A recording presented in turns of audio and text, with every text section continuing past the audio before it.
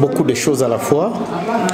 La première chose, c'est de dire bienvenue au chef de l'État, puisque lors de sa campagne électorale, le chef de l'État a donné des promesses à la population du Nord Kivu, notamment en ce qui concerne la sécurité et la paix. Et nous pensons que son arrivée peut être un ouf de soulagement pour que l'on lui parle, que l'on parle de vive voix avec lui sur la question de la paix, sur la question de la sécurité, étant donné que chaque fois nous crions pour dire attention, à RDC, l'armée doit être bien encadrée, l'armée doit être reconstruite. Pour qu'on ait une armée réellement républicaine, il faut que les militaires, donc les agents de sécurité, soient réellement des agents de sécurité, puisque certains intrus, certains infiltrés se transforment en agents d'insécurité. Ils sont dans l'insécurité grandissante, que ce soit au niveau des villes qu'au niveau des territoires. Et ça, lui comme commandant suprême, il doit l'apprendre de la source qui a les réalités en main. Il est le magistrat suprême. Il y a la justice qui contribue à l'insécurité. On doit lui en parler. Même s'il y a des juges qu'il faut aussi accompagner, je vais vous dire qu'il y a un magistrat qu'on peut envoyer. Sa province d'origine, c'est, on sait, Bandundu, Kinshasa, Congo central. Et il est envoyé à Goma sans aucun moyen d'installation. Il arrive, il est logé à l'hôtel, il doit payer la chambre. Et pour payer la chambre, qu'est-ce qu'il doit faire? Il doit rançonner. Il doit rendre mal la justice.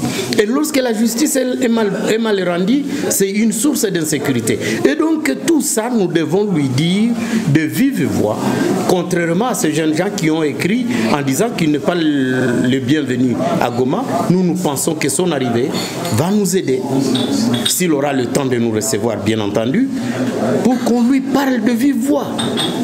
Il y a beaucoup de choses.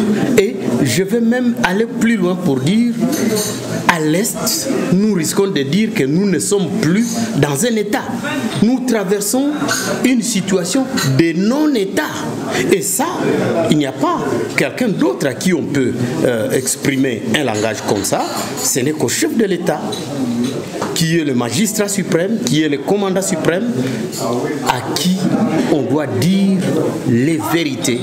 Je n'ai jamais vu dans un autre pays où un militaire peut être habillé en pantalon d'une couleur, en chemise, je ne sais pas si c'est comme ça qu'on les appelle, les tenues militaires, en chemise d'une autre couleur, sans képi et en babouche. Je n'ai jamais vu ça. Donc le militaire doit être bien équipé, bien doté. Et quand le militaire va sur la ligne de front et en patrouille, vous allez voir certains militaires, certains policiers en patrouille avec des sacs au dos. Dans les sacs au dos, il n'y a rien d'autre que ce qu'il va ramasser la femme qui rentre. Il lui pique le petit sachet de farine. Il lui pique le téléphone, il lui jette dedans puisqu'il sait qu'il a laissé sa famille bredouille. Et le matin, à son arrivée, il va dire à la femme, c'est maintenant que j'amène la ration, puisqu'il a été commis qu'aux patrouilles. C'est très grave. Mais président, comme vous évoquez la question liée à l'insécurité que Goma fait face, le chef de l'État Félix attendu dans une ville de Goma qui est sous menace d'insécurité. Pour vous, c'est quoi votre crainte en tant que société civile, force vive?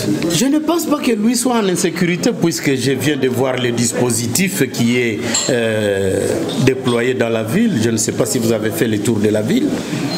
Partout, ce sont les policiers, partout, ce sont les gardes républicains.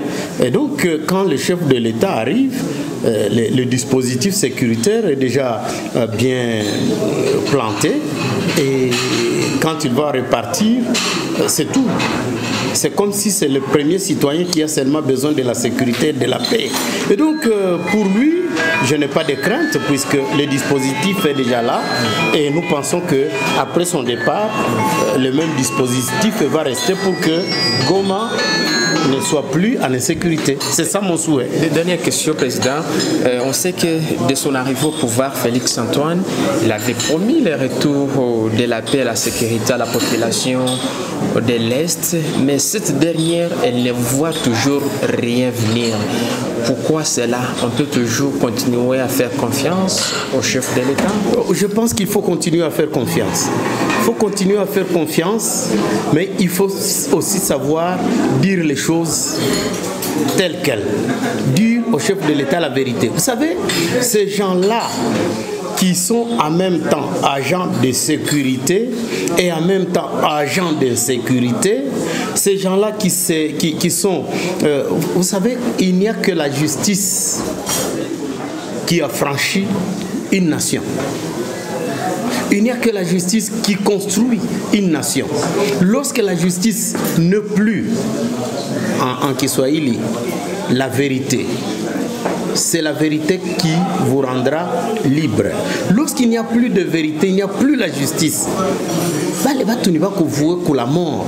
Et donc, le chef de l'État en tant que magistrat suprême doit écouter, doit voir et à lui de reprendre la question de la sécurité telle qu'il l'avait promis pour que la sécurité, la paix reviennent ici. Mais je ne dis pas que c'est lui seul qui a la paix, la sécurité comme une baguette magique. Il faut aussi que nous, la population, nous puissions contribuer à la paix. Cette division qui nous caractérise au niveau de la province, Monseigneur Tutu de l'Afrique du Sud avait dit: si vous ne voulez pas vivre ensemble dans la paix, vous mourrez ensemble comme des mouches. Même chose aux enfants du Nord Kivu. Si nous voulons avoir la paix, nous devons aussi savoir vivre, le savoir vivre ensemble. Nous devons savoir nous souder et attaquer le mal ensemble. Mais il ne faut pas dire et croire que tel mal, quand ça arrive chez les autres, nous disons bon, c'est l'affaire des autres. Demain, vous qui dites que c'est l'affaire des autres, vous allez vous retrouver parmi ces autres. Ça, si ce n'est pas encore intériorisé par nous-mêmes, quoi qu'il en soit, quoi que le chef de l'État se mette à créer, à construire une armée forte, nous devons accompagner aussi cette armée. Dans le cas contraire, nous mourrons ensemble comme des mouches. Oui, société civile, mouvement citoyen, sensibilisé ou mobilisé pour l'accueil, pour l'arrivée du président Félix, c'est l'œuvre du député Patrick Monyomo. À quel sens vous accordez à cette séance que vous venez de faire avec cette J'ai retenu une chose importante, c'est que l'honorable donne l'information qu'il a introduit une demande d'audience auprès du chef de l'État pour que la société civile, les mouvements citoyens soient reçus en audience par le chef de l'État. Et ça, pour moi, c'est très important, puisque souvent, quand le chef de l'État passe, il y a ceux qui s'approprient le passage du chef de l'État comme si il n'y a que eux qui peuvent être reçus. Et là, je parle des politiques. Les politiques veulent croire que nous représenter signifie nous remplacer. Je l'ai toujours dit, représenter quelqu'un ne signifie pas que vous les remplacez. Et donc, pour un élu du peuple de la ville de Goma qui dit, même si moi je serai à Goma aux côtés du chef de l'État, mais il y a ceux qui m'ont élu, il y a ceux-là que je représente. Ils peuvent eux-mêmes exprimer ce qu'ils pensent, ce qu'ils voient, ce qu'ils vivent au quotidien au chef de l'État, au lieu que ce soit moi-même qui aille auprès du chef de l'État et raconter des choses. Je salue l'initiative. Je salue et nous attendons le résultat. S'il nous promet que nous serons reçus et que ça ne tenait pas, nous allons lui rétorquer, nous allons lui montrer l'autre face de la médaille. Et nous attendons que nous soyons reçus. Je pense que la société civile a un cahier de charges chargé que nous allons présenter au chef de l'État. Comme par exemple? Écoutez, beaucoup de choses à la fois. Je parle de la sécurité, j'en ai fait allusion. Je parle de la paix, je parle du développement, je parle de ce vol de bétail dans les massifs qui bat son plein. Je parle de la justice et autre chose. Merci, Président. C'est moi qui vous remercie.